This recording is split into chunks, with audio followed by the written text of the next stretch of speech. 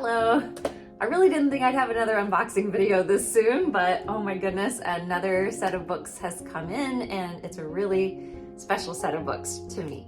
And so I thought that it might be good to have this unboxing in my berry room. So this is the spare bedroom of my house, and since I have lots of berry items because of having the strawberry book, and people gift me these wonderful strawberry things all the time, I changed this room into a berry room. So you can see I have strawberries and blueberries on the wall, and there, you can't see it, but there are decorations everywhere with strawberries and blueberries. And look at this awesome, look at this. So this bedspread has all strawberries and blueberries. I thought that was pretty cool. So anyway, this is the room I thought I should do the unboxing in. Now, if you're not familiar with I Love Strawberries, this is a book that I've talked about a lot in my author visits and things like that, because it was a book that took a lot of determination to finally get out in the world. It was supposed to be a book about determination about Jolie, the main character, who's determined to have her own strawberry patch.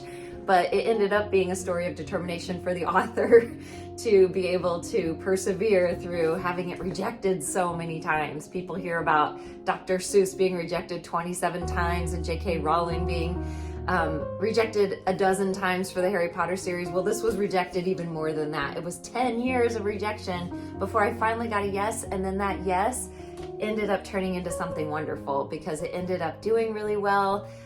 Even though it got more no's than any of my other books combined, it ended up getting more awards than any of my books combined. And Ryan Reynolds read it on his TV show Bedtime Stories with Ryan. So that was pretty awesome.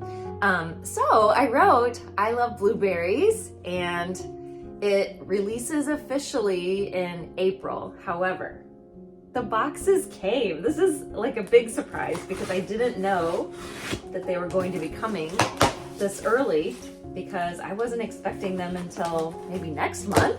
But I'm so happy because this book was also a long time in coming, because just because you write a book doesn't mean the publisher is going to take it, right? And they wanted to see how well the strawberry book did. And so here we go. Jolie is back, and this time she has a friend named Margot, and Munchie is back too, and her friend Margot, they have a dog, and so we have two animals in the story this time. And you know how Jolie always wrote in her diary?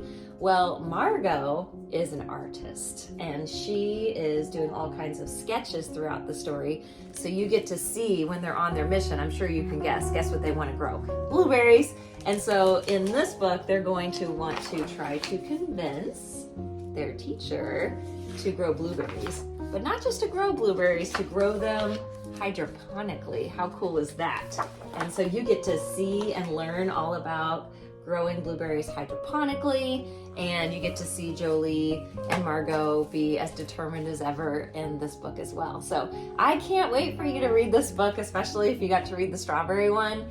And it will come out in April. Like I said, it's already on pre-sale. And I have copies. So if you want to do some kind of story time or event or something, I already have my copies of the books. I'd be happy to bring them. Have books, will travel, let me know. And I hope you have a very good day. I hope you enjoy the book. Bye-bye.